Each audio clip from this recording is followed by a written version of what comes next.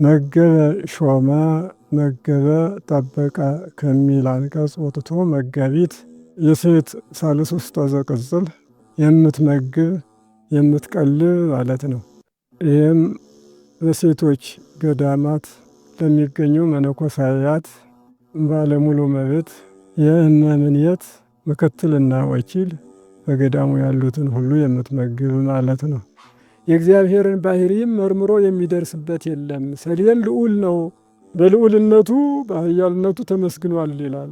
የቆመች ይመስል በቀልተ እርግ ውስተ በቀልት ወአዝ መልልቶ ይላል ሶሎሞን በመኃልየ 5 ላይ እና ይሄ በእመቤታችንም ቁመት ልዑል በመሆኑ ተመስሏል ማለት ነው። ጻድቅ እሰ ከመ በቀልት ይፈሪ፣ ነቢዩ ዳዊት ደግሞ ጻድቅን እንደ ሰሌን ወይም እንደ ዘንባባ ያፈራል ብሏል። ሲነግስ ልብስ ጋርደው ነበረ። ኤልሳዕ ደቀ መዝሙሩን ልኮ ሂድ እዩን ቀብተህና ሰው አታነጋግር ሰላም አትበል ብሎ ልኮት ነበርና ሩጦ ሂዶ ብየ መልእክት ሀቤከ አለው። ከሰው ጋር ሲጨዋወት ነበርና መጣ። ዋዳ ይዞ ገብቶ ቀርነቀውን በላዩ ላይ ደፍቶ ሩጦ አምልጧል።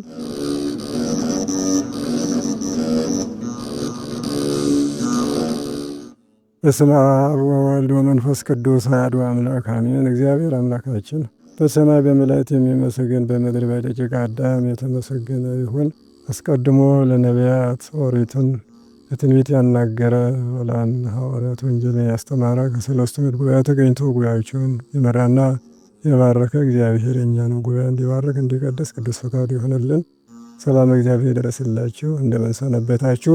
እግዚአብሔር አምላካችን በምድር በሰማይ የተመሰገነ ይሁን።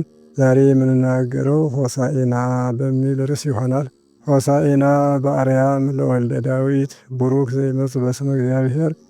የማቴዎስ ወንጌል ምዕራፍ 21 ቁጥር 9 ያለውን መነሻ አድርገን ስለ ሆሳዕና እያየን እንቆያለን። እግዚአብሔር ሰሚ ጆሮና አስተዋይ አእምሮ ለሁላችን ያድለን።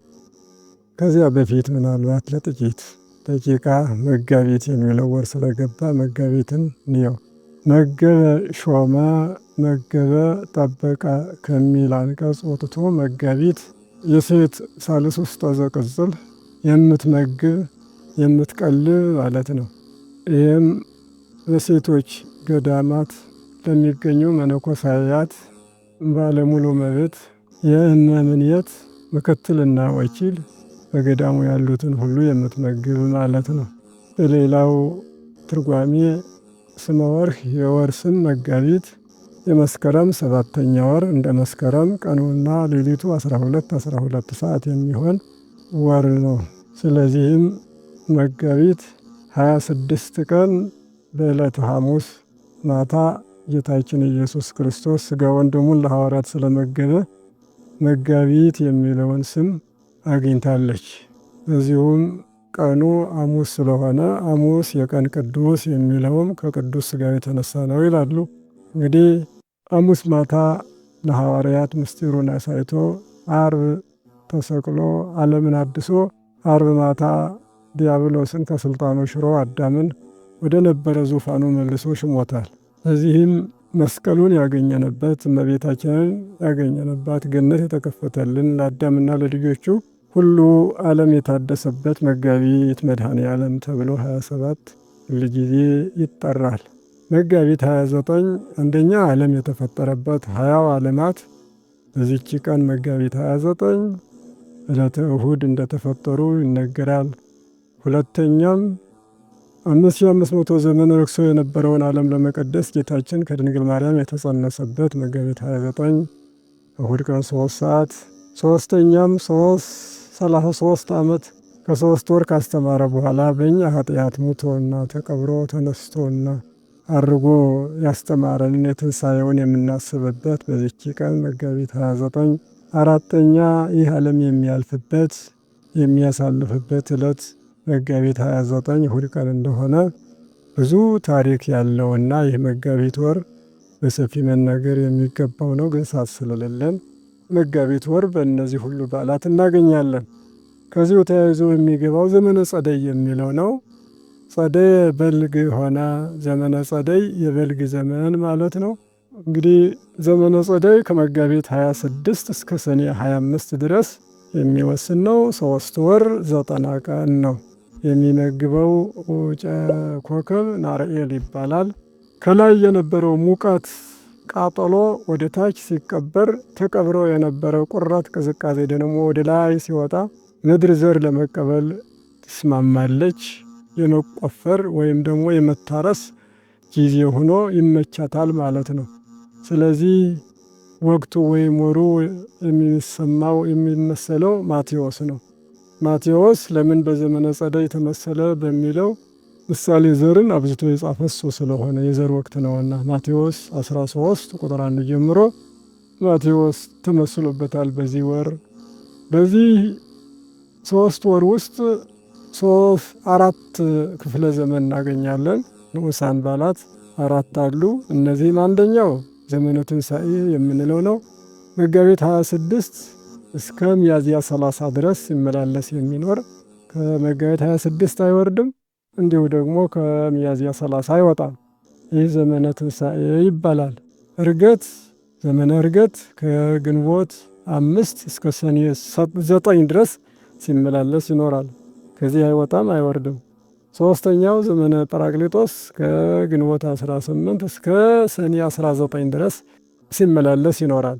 ሰኔ 19 ጰራቅሊጦስ ከዋለ በሳምንቱ ወረደ መንፈስ ቅዱስ ስለሚሆን ደምፀ ገሪሁ ለዝናምን ያስለቅቃል። በዚህ ዘመነ ጰራቅሊጦስ እስከ ክረምት መግቢያ ድረስ ደረሰ ማለት ነው። እያአርጉ እነዚህ ዘመነ ትንሣኤ፣ ዘመነ ዕርገት፣ ዘመነ ጰራቅሊጦስ 3 ሲሆኑ አራተኛው ዘመነ አስተምሮ የምንለው ነው።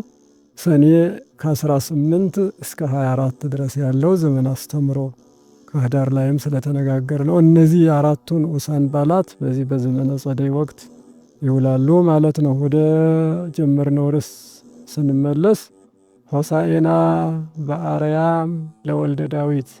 ሆሳዕና ማለት አድን እኮ እባክህን አድነን ማለት ነው ብለው በግዕዙ ቋንቋ ተርጉማል። ኦ እግዚኦ አድህንሶ፣ ኦ እግዚኦ ሰርህሶ የሚለው እዚያ ለውጥ ነው። መዝሙር 117 ቁጥር 27 ላይ የምናገኘው። ሁለተኛው ትርጉም መድኃኒት መሆን፣ መድኃኒትነት ለዳዊት ልጅ ለኢየሱስ ክርስቶስ ይገባል ማለት ነው። መድኃኒትነት ወይም በሰማይ ያለ መድኃኒት ማለት ነው ሆሳዕና።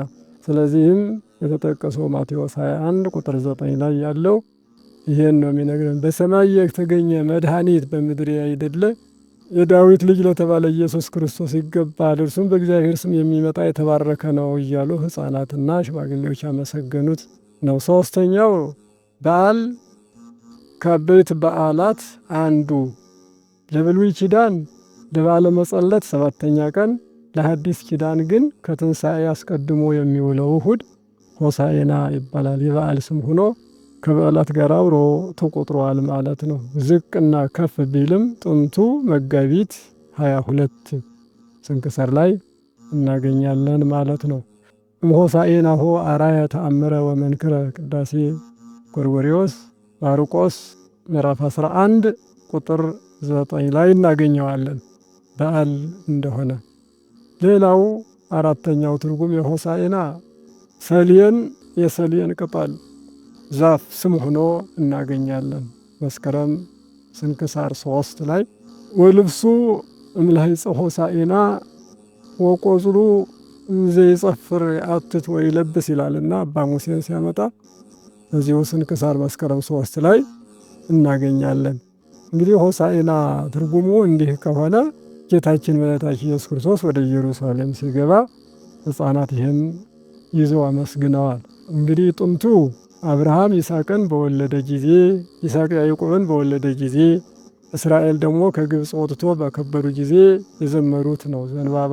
መጽሐፈ ኩፋሌ ምዕራፍ 13 ቁጥር 20 ላይ አብርሃም ጸበርትና ትምህርት ይዞ የመሰዊያውን ቦታ ዞረ ይላል። ወደ ሆሳዕና ነሳ አብርሃም አይጹቀ በቀልት ሰብሐ ወዘመረ በዕለተ ሰንበት ቅዱስ ያሬድ ያንን ወስዶ በዚህ ላይ ይነግረናልና የአብርሃም ልጆች እስራኤልም እንዲሁ 7 ቀን ታከብራላችሁ፣ በዳስ በዓል ትሰነበታላችሁ፣ ዘንባባ ቅጠል ይዛችሁ ከሚያምረው ባርስነትና 20 ዛፍ ቅጠል ሁሉ እግዚአብሔርን ታመሰግናላችሁ ተብሎ ዘሌዋውያን 23 ቁጥር 40 እስከ 44 ድረስ ያለው ለዚህ በዓል ምሳሌ ሆኖ የሚነግረን ነው ማለት ነው።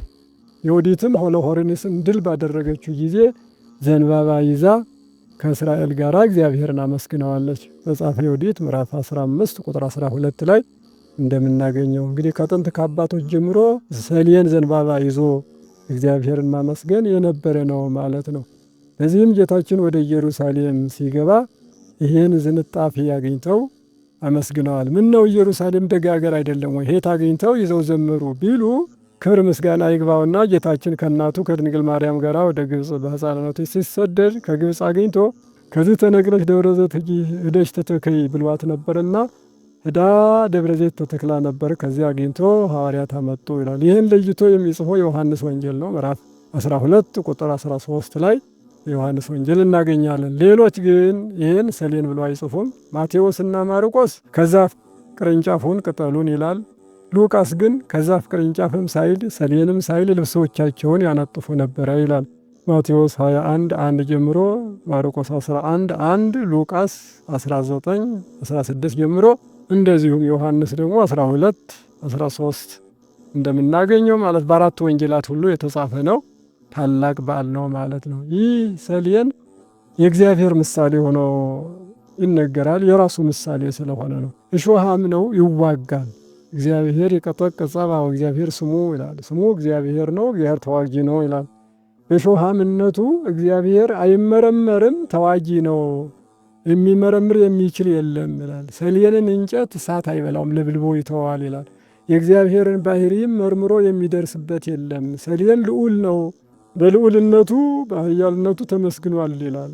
የቆመች ይመስል በቀልተ እርግ ውስተ በቀልት ወአዝ መልልቶ ይላል ሶሎሞን በመኃልየ 5 ላይ እና ይሄ በእመቤታችንም ቁመት ልዑል በመሆኑ ተመስሏል ማለት ነው። ጻድቅ እሰ ከመ በቀልት ይፈሪ፣ ነቢዩ ዳዊት ደግሞ ጻድቅን እንደ ሰሌን ወይም እንደ ዘንባባ ያፈራል ብሏል መዝሙር 90 ቁጥር 12 ላይ እና ጻድቅ እሰ ከመ በቀልት ይፈሪ ማለት በቀልት ፍሬው ከስር እስከ ጫፍ ሙሉ ነው ይላል። ጻድቅም እንዲሁ ክብሩ ሙሉ ነው ማለት ነው። ወይም ደግሞ በቀልት በጋና ክረምት ፀሐይ አይፈራም፣ ሁል ጊዜ ለምለም ነው። ጻድቅም መከራን ስቃይን አይሰቀቅምና በዚያ ጻድቅ በቀልትን ይመስላል በማለት በቅጠሉ ለምለምነት በፍሬያማነቱ ከጻድቃን ጋር መስሎ እናገኛለን ማለት ነው። እንግዲህ ይህ ሰሌን ይሆናል። እንግዲህ ሰዎች አባቶቻችን እየጎነጎዱ ምንጣፍ ያደርጉታል፣ ልብስ ያደርጉታል፣ ቆብ ያደርጉታል። በተለይም አባ እንጦንስ በዚህ ይታወቃል። መጽሐፈ ስንክሳር ጥር 22 ላይ ስናነብ ኦመጾ ህሊና እቺት ይላል አባ እንጦንስ። ይህ ክፉ የሚያሳስ ህሊና መጣ። ወመጻ ቃል ዘይብሎ ጻ አፍአ ከመትራይ ታይ ዘንድ ወደ ውጭ ወጣ የሚል ቃል መጣ ከሰማይ ይላል አባ እንጦንስ። ዋመወፃ አፍአ ወርዮ ለመላክ ውጭ በወጣ ጊዜም መላኩን አየው። ዘይለብስ አልባሰ ምንኩስና ወዲበ ርእሱ ቆብ አምሳለ ጌራ ወኩለንታሁ ስርጉ በቅናት ወበፊቃር የምንኩስና ልብስ የለበሰ እንደዚሁም በራሱ ላይ ደግሞ እንደ ዘውድ አምሳል ያለ ቆብ ያለው ሁለንተናው ደግሞ በቅናት ወይም ደግሞ በቀሚስ ያሸበረቀ ሁኖ መልአኩን አየው ይላል። ወውእቱ መልአክ ይጸፍር ቆጽለ ሆሳዕና ወይጼሊ በበሰዓት ወካይበ ይነብር ወይጸፍር ይላል። ያም መልአክ የሰሌን ቅጠል ይዞ እየታታ ያሳየው ነበረ። ወይጼሊ በበሰዓት ሰዓቱ ሲደርስ ደግሞ ተነስቶ ይጸልያል፣ እንደገና ይሰግዳል፣ እንደገና ደግሞ ይቀመጥና እንደገና ደግሞ ያንን ስራውን ይሰራል ይላል። እንግዲህ 3 ሰዓት 6 ሰዓት 9 ሰዓት 11 ሰዓት ሲደርስ ጸሎቱን እየጸለየ እየሰገደ ስራ ላይ ፈታ ግን እንዳይፈታ ግን በዚያች በክፍት ቦታዋ ይህን ሰሌን ይሰራ ነበረ ይላል። ካለም በኋላ ኦ እንጦንስ ከመዝ ግበር አለው፣ ተሰወረ ይላል። እንጦንስ ሆይ እንደዚህ ያደረክ ይህን ስራ ወይም ጸአከ ጸባ አጋነን ከእንግዲህ ወዲህ የጋኔን ፈተና አይመጣብህም፣ ስራ አትፍታ ብሎ ተሰወረው ይለናል። እና አባ እንጦንስ ለመጀመሪያ ጊዜ ከመልአክ የምንኩስናን ስርዓት ልብሱን ቆቡን ካያገኙት ከመላኩ ነው ማለት ነው። ይህን ቅዱስ ያሬድ ወስዶ በድጓው በትንብልና ሳሂልከ ተዘከረን ሚካኤል ሊቅ አበኩልነ ሰአል ወጸልይ በእንቲአነ ይላል። ይህን የድጓ መምህር ሲተርኩ ለምን ሚካኤልን አበኩልነ አለው? ስጋ ያለበሰ መልአክ እንዴት አበኩልነ ይባላል ሲሉ ከመነኮሳት አንዱ ቅዱስ ያሬድ ስለሆነ ለመነኮሳት ደግሞ ስርዓቱን ያስተማረ ሚካኤል ስለሆነ አበኩልነ አለ። በይቅርታ አመላጅነት አስበን የመላእክት አለቃ ሚካኤል የሁላችንም አባት ሆይ ስለኛ ጸልይልን በማለት በድጓው ጽፎ እናገኛለን። ስሙን አንስቶ ቅዱስ ሚካኤል ብሎ እና አባ እንጦንስ ይህን ቆብ ወይም ደግሞ ሰሌን እንዲሰራ ስራ እንዳይፈታ የሰራው ማለት ነው። አንዳንድ ሰዎች ስራ የፈታ መነኩሴ ቆቡን ቀዶ ይሰፋል ይላል። ስራ የፈታ ማለት እንዲሁም ስራ ፈታ ሳይሆን ትጉህ ታታሪ ማለት ነው እንጂ የስድብ ቃል አይደለም። የተጨማደደች እንኳ ትንሽ ነገር ቢያገኝ ያችን ፈትቶ አሻሽሎ ይሰራል ማለት ነው። ከቀዳዳ ይሻላል ጨምዳዳ የሚለው ለዓለማውያን በዚህ ዓለም ለሚኖሩ እንጂ መነኮሳት ጥርት አድርገው ሰፍተው እንዲያርፍም አይፈቀድም። ወንጌለ ዮሐንስ ያንብብ ይላል። ያን ከጨረሰ በኋላ ግን የጎመን ጓሮ ይኖረዋል፣ ይቆፍር፣ ያርም፣ ያጭድ ነው የሚለው። እረፍት ለመነኩሴ አይፈቀድም። ስለዚህ ነው ለአባ እንጦንስ እረፍት እንዳያገኝ እንዲሁ መልአኩ መጥቶ ከሰማይ ስለ ምንኩስናን በፈቃደ አምላክ በብስራተ መልአክ መጥቶ ያስተማረውና የነገረው ማለት ነው። እና ስራ የፈታ መነኩሴ ሁል ጊዜ ይሰራል። መነኩሴ እርግጥ ምን ቆብ የመጣው ከኢየሱስ ክርስቶስ አክሊለ ሦክ ነው። ዕለተ ዓርብ ከደፉበት ሰዓት ጀምሮ እስከ ሞተ ድረስ ስላላወጣ መነኩሴ ቆቡን አይቀይርም። የሌሊት ሌላ አለው፣ ቀን ሌላ አለው ማለት ነው። ሻሽ የሚጠመጥም መርጌታ ከሆነ ግን ክብሪት ሲያወርድ ኪዳን ሲያደርስ ያወልቃል። ያ የሱራፌል ምሳሌ ነው። አክሊላቲሆሙ ያወርዱ ቅድመ መንበሩ እንዘ ይሰግዱ ይላል። በዙፋኑ ፊት እየሰገዱ አክሊላቸውን ያወርዳሉ ይላል ሱራፌል። ስለዚህ የሱራፌል ምሳሌ ነው። መርጌቶች ቆብን ወይም ሻሹን ማውለቅ ይችላሉ። መነኩሴ ግን ኪዳን ሲያደርስም ክብሪት ቢያወርድም ቆቡን የአክሊለ ሦክ ምሳሌ ስለሆነ ማለት ነው። እና በዚህ አይነት አባ እንጦንስ ለልጆቹ አስተላልፎ እኛ ለደረሰበት ዘመን ድረስ እነሆ የምናየው ቆቡ ላይ ቀጫጭን ነገሮች በራሱ ላይ እንደታተዋል። ጨምዳዳ መሆን ሳይሆን አክሊለ ሦክ እሾሆችን ለማሰብ ነው በላዩ ላይ ያለው ከመከራ የተገኘ ነው ማለት ነው። ሌላው ሰው ሲቀበር በዚህ ሰሌን ነው የሚቀበረው። አንዳንድ መምህራንም ሆሳዕና ሲያጠጡ ሰሌን ላይ ተቀምጦ ይጠጣ ይላሉ። ለምንድን ነው? ሰይጣን አይረግጠውም ይባላል። ትምህርተ መስቀል ስለሆነ የቀኙ ወደ ግራ የግራው ወደ ቀኝ የተጠላልፎ በመስቀል ስለሆነ ሰው የሚቀበረው ሰይጣን ሊነካት አይችልም። ያቺ መስቀል ያለው ስለሆነ በዚህ አባቶቻችን ሲቀበሩ ኖሯል። ዛሬም በሰሌን ቅበሩኝ ብሎ የሚናዘዙ ብዙዎች ሰዎች ናቸው። በትምህርተ መስቀሉ በአባቶች ከመጣው ከጥንት ስርዓት ማለት ነው። እና እንግዲህ አባቶቻችን በዚህ ስርዓት ሰሌን ይሰጣል። በራሳቸው ላይ ያደርጋሉ። አክሊለ ሦክን ለማሰብ ነው። በጣታቸው ያደርጋሉ። ቃል ኪዳን ነው። ቀለበት ቃል ኪዳን ከአንተ ጋር ነው የሚለው ነው። ወይም ቅንዋትን ችንካርን ለማሰብ የተደረገ ነው። በማንኛውም ጌታችን ወደ ኢየሩሳሌም ሲገባ ኦ ኢየሩሳሌም ወቀርበ ነው የሚለው። እንግዲህ ቤተ ፋጌ እንተ ገቦ ደብረ ዘይት ማቴዎስ 21 ቁጥር 1 ጀምሮ ስናየው ማለት ነው። ኢየሱስ ክርስቶስ ወደ ኢየሩሳሌም በቀረበ ጊዜ የደብረ ዘይት አጠገብ ከሆነው ቤተ ፋጌ የተመሳቀለ ጎዳና ላይ በደረሰ ጊዜ ፈነወ ክልኤተ ማርዳኢሁ ከደቀ መዛሙርቱ ሁለቱን ላከ። ጴጥሮስና ዮሐንስ ናቸው። ሁለቱን ላከ ካለ በኋላ ሁሩ ሀገረ ዘእምቅድሜክሙ ወተረክቡ ወአለ አድግ እሱረ ዘኢተጽእኖ ሰብ፣ ወደሚቀድማችሁ መንደር ሂዱ፣ በዚያ የታሰረ የአህያ ውርንጫ ታገኛላችሁ፣ ፈትታችሁ አምጡልኝ። ፍትሕዎ አምፀው ወሊተ፣ ፈትታችሁ አምጡልኝ።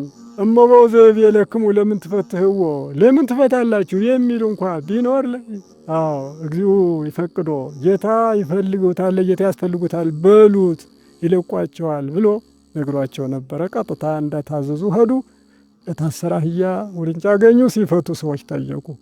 ለጌታ ያስፈልጉታል አሉ፣ ለቀቋቸው። ጥንቱ እነዚህ አህዮች ከቢታንያ ተሰርቀው የሄዱ ናቸው ይላሉ አባቶች። የተሰረቁ ከሰው መንደር ስለታሰሩ ሲፈቷቸው ጠየቁ። ለጌታ ያስፈልጓቸዋል ሲሉ ያሳደገው ወይም የገዛው ጌታ ነው የመሰላቸውና ፈርተው ተዋቸው። አልተከራከሩም፣ ተው አላሏቸውም። ጥንቱ ምስጢሩ ግን የፈጠራቸው ጌታ ኢየሱስ ክርስቶስ ይፈልጋቸዋል ወይም ለእሱ ያስፈልጉታል ማለት ነው ብለው አባቶች ተርጉመዋል።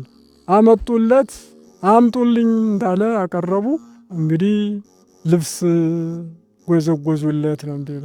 ኳርቻ አይደለም ይቆረቁራልና ልብስ ጎዘጎዙለት፣ የማይቆረቁር ሕግ ሰራሁላችሁ ሲል እንደዚሁ ልብስ ነውረ ሥጋን ይሸፍናል።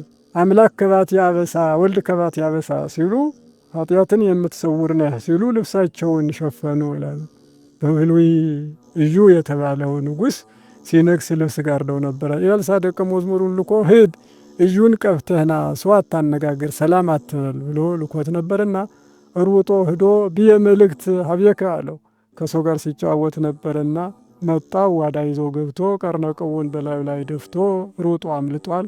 ምን አለህ ቢሉት አይ ከመበከ ይዛዋ የተአምሩ ነው እንደው ብላሽ የሚናገር ነው አለ። የለም ንገረን አሉት። ንገረን እስካላችሁ ትነግሳለህ ብሎ ቀብቶኝ ሄደዋል። ደስ ብሏቸው ልብስ አንጥፈውለታል። እንደዚሁ ደግሞ ልብስ ጋርደውለታል። በዚህ አምላክ አንተ ንጉሠ ሰማይ ወምድር ነህ ሲሉ ልብሳቸውን አነጠፉ፣ ጎዘጎዙለት ይላል ጌታችን መድኃኒታችን ኢየሱስ ክርስቶስ። እንግዲህ በዚህ አይነት እነዚህ ጌታችን ከኢየሩሳሌም እስከ ቤተ መቅደስ የገባው 16 ኪሎ ሜትር ነው። 14ቱን በእግሩ ሂዷል። 10ቱ ቃላተ ኦሪት፣ 4ቱ ኪዳናት፣ ኪዳነ ኖህ፣ የትዕግስት ቃል ኪዳን፣ ዳግመኛ በውሃ አላጠፋም የሚል ክህነተ መልከ ጼዴቅ፣ ግዝረተ አብርሃም፣ ጥምቀተ ዮሐንስ ብለው አባቶች አስቀምጠዋል። 14ቱ እነዚህ ናቸው። 2ቱን በታላቂቱ አህያ ሂዷል። በውርንጫው ቤተ መቅደሱን 3 ጊዜ ዙሯል። ታላቂቱ አህያ የአይሁድ ምሳሌ ናት። መጫን የለመደች እንደሆነ አይሁድም ሕግ መጠበቅ የለመዱ ናቸውና፣ ውርንጫው የአሕዛብ ምሳሌ ነው። ውርንጫው መጫን ያልለመደ እንደሆነ አሕዛብም ሕግ መጠበቅ ያልለመዱ ናቸውና፣ ታላቂቱ አህያ ኦሪት ናት። አህያ መጫን የለመደ እንደሆነ ኦሪትም የተለመደች ሕግ ናትና፣ ውርንጫ ወንጌል ነው። ውርንጫው ያልለመደ እንደሆነ ወንጌልም ያልተለመደች ሕግ ናትና ብለው አብራርተው ጽፈዋል። እንግዲህ በዚሁ አይነት አህያ ጌታችን ኢየሱስ ክርስቶስ ከሁሉ ዝቅ ብሎ በአህያ የተጫነ ሸሽቶ አያመልጥም፣ አሳዶ አይይዝም። ምክንያቱም አህያ ደካማ ነው። ቢሹኝ ቢፈልጉኝ ከቅርብ እገኛለሁ፣ ባይሹኝ ባይፈልጉኝ አልገኝም ሲል ነው በአህያ የመጣው። አጠፍ ሰረገላ ኤፍሬም ወአፍራሰ እምይሁዳ ዘካርያስ 9:10 ላይ የምናገኘው ነው። ያንን አስቀርቶ ሰረገላ እያለ ፈረስ እያለ በደካማ አህያ የመጣው አባቶቻችን ነቢያት የዘመነ ሰላም ሲሆን በአህያ ላይ ተጭኖ ይታዩ ስለነበረ ልክ እንደነሱ በአህያ ላይ ተጭኖ በተለይም በጌታችን ለኢየሱስ ክርስቶስ አህያ ብዙ ጊዜ ኢሳይያስ 1:3 ላይ በሬ የጌታውን ቤት አህያም ጋጣውን አወቀ፣ እስራኤል ግን አላወቁኝም ብሎ በኢሳይያስ አድሮ እንደወቀሰ አህያና በሬ በልደት እስትንፋሳቸውን ሲያሟሙቁ ሲል ትርጓሜው እስራኤል በለዓም ነው ብሎ ደግሞ ዘኍልቍ 22:30 ላይ ያለውን ይነግረናል። እስራኤል አላወቀኝም የተባለ በለዓም ነው። ምክንያቱም አህያይቱ መላኩን አይታ በሰው አንደበት ስትናገር፣ በለዓም ግን መላኩን አላየም ነበር ወይም አላወቀም ነበር ማለት ነው ብሎ ከላይ ገስጿል። ምስጢሩና ፍጻሜው ግን በቤተልሔም አህያው ተገኝቶ በሬውም በእስትንፋስ አህያውም እንዲሁ አስተማዋቅዎ እስትንፋሰ አድግ ወላይም ቅዳሴ ማርያም አህያና በሬ በእስትንፋሳቸው አሟሟቁት እንደሚል በልደቱ አክብረውታል ማለት ነው። አሁን በዚህ ደግሞ አህያ አምጥቶ የተጫነበት ልዩ ስርዓት አህያ በየዋህነት ከሁሉ ልዩ ነው ይባላል። ወይም ደግሞ ከመእንተ እድግት ነፍስቶሙ የምእመናን ነፍሳቸው እንደ አህያ ነው። የጫኑትን ቢጭኑ አንገቷን ደፍታ ሁሉን ታዛ የምትኖር አህያ የትትና ምልክት ስለሆነች በእሷ ተጭኖ ወደ ኢየሩሳሌም ገባ። ታላቂቱ አህያ የትላላቅ አባቶች እናቶች ምሳሌ ናት። ውርንጫው ደግሞ የሕፃናትና የወጣቶች ምሳሌ ነው። በእነሱ በታላላቆችም በሕፃናትም የዋሆች ቢሆኑ ትሕትና ፍቅር ቢኖረው አድርባቸዋለሁ ሲል በእነዚህ አድሯል። ፈትታችሁ አምጡልኝ አለ። ከማይሰራ ኃጢአት ሁሉ ሰው የሚፈታበት ጊዜ እንደደረሰ ሲያጠይቅ ነው ይላሉ። ቀድሞ በምድር የፈታችሁት በሰማይ የተፈታ ይሆናል ብሎ ማቴዎስ 18:28 ላይ ለሐዋርያት ነግሯቸዋል። ያ በቃል ትምህርት ነው። ይህ ግን በተግባር ፈትታችሁ አምጡልኝ ብሎ በተግባር ደግሞ አሳየ። እንዲያውም አልዓዛር ድንጋይ እንዲያነሱ ምእመናንን ሲያዝ ራሱ ደግሞ አልዓዛር ተነስ ብሎ ሲያስነሳ እንደተገነዘ ነበር የወጣውና መግነዝን ፈትታችሁ ልቀቁ አላቸው ይላል። ሐዋርያት ደግሞ መግነዙን የመፍታት እድል አግኝተዋል። ሰው ከሞተ በኋላም ካህናት እንዲፈቱ ስልጣን የተሰጣቸው ከማይሰራ ኃጢአት ሰዎችን እንዲፈቱ ለካህናት አርአያ ለመስጠት ከደቀ መዛሙርቱ ፈትተው እንዲያመጡ ማዘዙ ስልጣነ ክህነት ያላቸው መሆኑንም ለማሳየት ነው ማለት ነው። ከእንስሳት ሁሉ ልጇን የምትወድ አህያ ናት ይላል መጽሐፈ ሐዊ እና ሌሎች እንስሳት ተፈትነዋል። እናቶቻቸውን በገደል በላይ አስቀምጠው ግልገሎቻቸውን ከገደል በታች ቢያደርጉ ፈረስም ላምም ጫፉ ላይ ደርሰው ተመልሰዋል። አህያ ግን ልጇን ለማግኘት ዘላ ገደል ገብታለች እና ስለዚህ ከእንስሳት ሁሉ ልጇን የምትወድ አህያ ብቻ ናት ተብሎ ይነገራል። ስለዚህ መጽሐፉ ምን ይላል? አህያ ከዛፉ ጋር መታሰር አለበት። ከዛፉ ጋር ከታሰረ ውርንጫ ከእናቱ ርቆ አይሄድምና ፈንጭቶ ፈንጥዞ ተመልሶ ወደ እናቱ ይመጣል።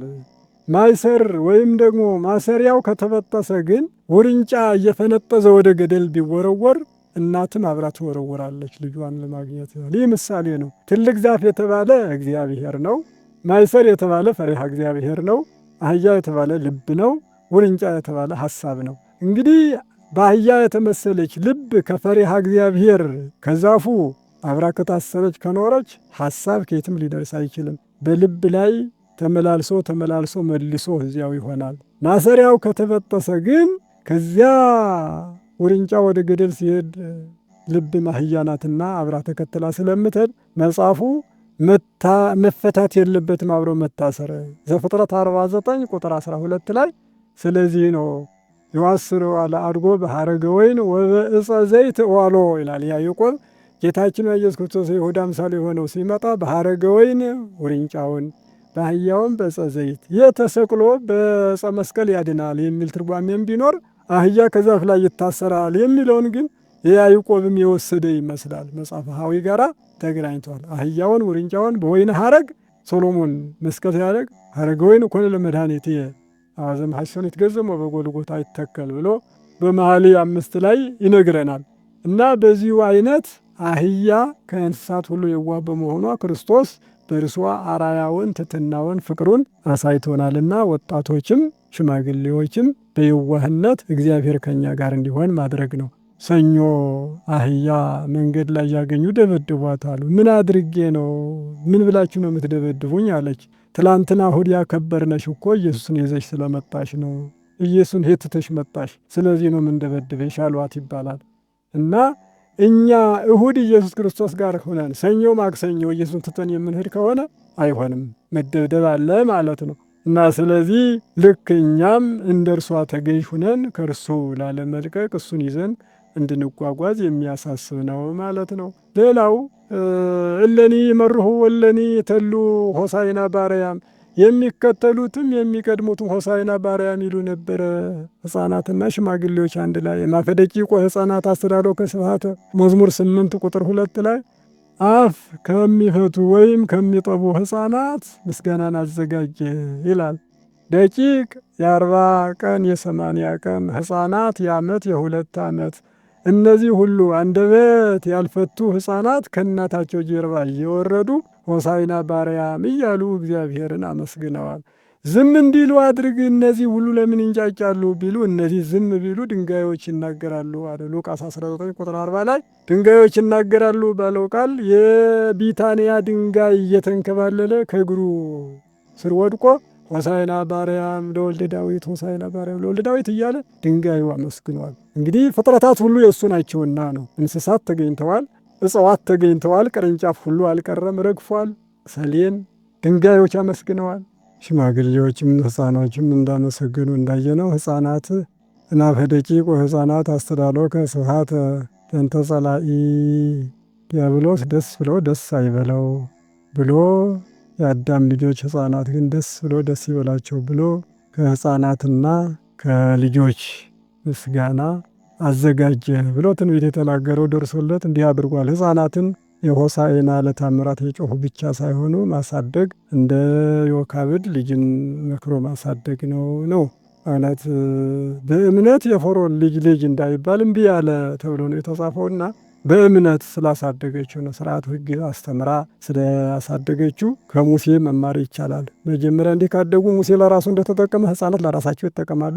ሁለተኛ ገበታውን የሚቋደሱት አባት እናት ናቸው። ልጆች የእግዚአብሔር ስጦታ ናቸውና አባት እናት ደግሞ እግዚአብሔር የሰጠውን በክብር ተቀብሎ ለእግዚአብሔር ማስረከብ፣ አስተምሮ ኦርቶዶክሳዊ ማድረግ፣ ቀዳሽ ማድረግ ይገባል ማለት ነው። ሶስተኛ የሚጠቀሙ ደግሞ ሰፈርተኛ መንደርተኛ ነው። እንደዚሁ እነዚህም ካልመከሩ የኤሊ አደጋ ይደርሳቸዋል ማለት ነው። ኤሊ ባይመክር ልጆቹን ባይቀጣ ራሱም ልጆቹም እንደተቀጡ በአንደኛ ሳሙኤል ምዕራፍ 4 ላይ እናገኛለን ማለት ነው።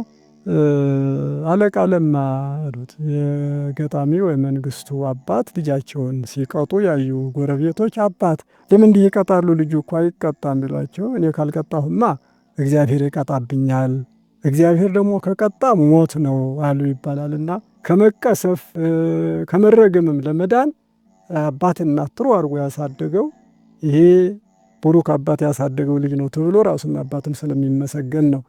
ሰፈርተኞች መንደርተኞች ይጠቀማሉ ማለት ነው። አራተኛ ቤተ ክርስቲያን ነው የምትጠቀመው።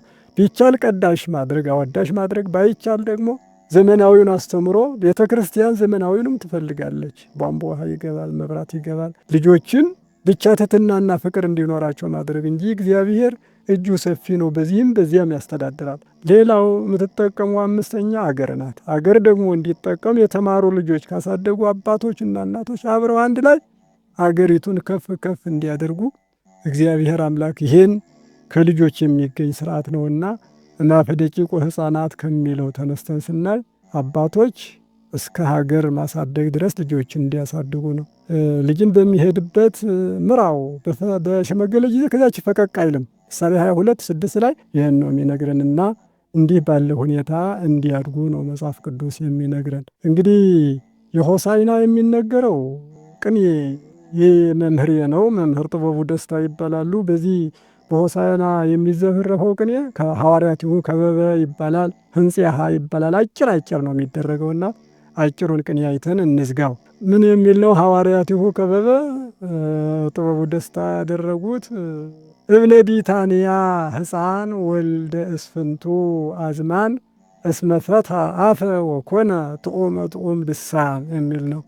እብነ ቢታንያ ሕፃን ወልደ እስፍንቱ አዝማን፣ የቢታንያ ድንጋይ ሕፃን የስንት ዓመት ልጅ ነው? የስንት ዓመት ሆኖታል? እስመፈታ አፈ ወኮነ ጥዑም ልሳን፣ አፈቷልና የጣፋጭ አንደበት ጣፋጭም ሁኗልና ነው። እንግዲህ አንደበት የፈታ ሕፃን ይጠየቃል። የ2 ዓመት የ3 ዓመት እንዴ ቀልጥፏል፣ ይሄ ዘግይቷል ተብሎ ይነገራል። ሰኑ ወርቁ ግን አንደበት የሌለው ድንጋይ አንደበት ተሰጥቶት ሆሳዕና በአርያም ብሎ ኢየሱስ ክርስቶስን አመሰገነ በማለት ነው። ሌላውም ደግሞ እንዲሁ ህንጽያ ያልነው ቸንያ ወልደ አምላክ በሆሳዕናሁ ተፈርሃ ወበሆሳዕና ቀተለ ብዙሃ ብለውታል ጥበቡ ደስታ። እንግዲህ ቸንያ ወልደ አምላክ ጥበበኛ ወልደ አምላክ በሆሳዕናው በመድኃኒቱ ተፈራ። ምን ነው በሆሳዕናው ብዙ ሰው ገድሏልና ነው። አንዳንድ መምህራን አሉ ጥላወጂ የሚባል ሌላም መስታ በያንኛውም ግን ይህ ክፋት ተንኮል ነው። ሰው ይሄን ባያውቅ መድኃኒት መልካም ነው። ሆኖም ግን ባለው ባለሙ ለመናገር ያህል ነው። ይህ ውሸት ነው። ኩሸት ይባላል በቅኔው። ውሸት የንግግር ነው፣ ኩሸት የቅኔ ነው። ኩሸት የበዛበት መሆን አለበት ቅኔ። ጥበበኛ ወልደ አምላክ በመድኃኒቱ ተፈራ አለ። ምን ነው ብትል በሆሳዕናው ብዙ ሰው ገድሏልና፣ ብዙ ሰው የገደለ ሰው ሆሳዕና አለው ከተባለ ተፈርቶ ይኖራል ነው እና ሰምነ ወርቁ ጌታችን በሆሳዕና ዕለት እጽዋት ሳይቀሩ እንስሳት ሳይቀሩ አይባን ድንጋዮች ሳይቀሩ ተመሰገነ። ወበሆሳዕና ያለው የወ አስረጅ ነው። ወናሆ አነ ፌንወክሙ እኔ ልካችኋለሁና ባለው ወ አስረጅ ሲሆን ምስክር ብለው ያደረጉት ነውና በዚሁ አይነት ሐዋርያቲሁ ከበበም ህንጽያንም ሆሳዕና ሳምንት የዘመረፉበትን እንዲያው ለማሳሰብ ያህል ነው። አባቶች እናቶች፣ በሆሳዕና ዕለት የደረስነ ሁላችንም አባባሎች አሉ። በሆሳዕና ዕለት የሚባሉ አንዱ ወንጌላት በመቅደስ እየተዞሩ የሚደረገው ነው። ክርስቶስ ኢየሩሳሌምን ዞሮ እንዳስተማረና ሐዋርያት ዓለምን ዞሮ እንዳስተማሩ ለማሳየት ነው። ቤተ መቅደሱ 4 ወንጌላት ይነበባሉ፣ ይዞራል። ሌላው ደግሞ ቅዳሴ ሲገቡ በምዕራብ ነው የሚገቡ። ለምንድን ነው ቢባል ከአዳም እስከ ክርስቶስ ያለው ነፍሳት ወደ ሲኦል ነበር የሚወርዱ የነበረ። ሲኦል ያለች በምዕራብ ነው። ያንን ለማሳየት ነው። ከገባም በኋላ ዲያቆኑ አርኅዋተ መኳንንት ብሎ ይጮሃል። ውስጥ ያለው ቄሱ ደግሞ መኑ ውእቱ ዝንቱ ይላል። ይሄ ማለት ያ ክርስቶስ ነው ዲያቆኑ አርኅዉ ይላል። ውስጥ ያለው ቄሱ ፈሪሳዊ ነው። ማን ነው እርሱ? ኢየሱስ አንከፍትም እያለ እየተከራከረ ነው። መጨረሻ ላይ እግዚአብሔር አምላክ ኃያላን ውእቱ ዝንቱ ብሎ ያሳምናል ማለት ነው። ይገባል፣ ይቀደሳል። መጨረሻ ላይ እግዚአ ሕያዋን የሚባል አለ። ጸሎተ ፍትሐት ይነበባል። መሪጌታው በውስጥ መዋሥዕት ይመራል። ውጭ ያለው ደግሞ እግዚአ ሕያዋን እግዚኦታ ጋራ መጽሐፉ ይደገማል። ሳምንት የሚሞት ሰው ቢኖር እስከ ዓርብ ድረስ ፍትሐት አይፈታም። የሆሳዕና ዕለት ስርዓቱ መዋሥዕቱም ስርዓተ ቅዳሴውም ሁሉ ስለተደረገ አይጸድቅምም አልተፈታምም አይባልም፣ ስርዓቱ ስለተከናወነ። ምክንያቱም የሚመጣው ሳምንት የኦሪት ምሳሌ ስለሆነ በሆሳዕና ዕለት ይጠቃልላል ማለት ነው። እግዚአብሔር አምላካችን በዓሉን አክብረን በረከት ረድኤት እንድናገኝ ፈቃዱ ይሁንልን። ይብቃን፣ ይቆየን።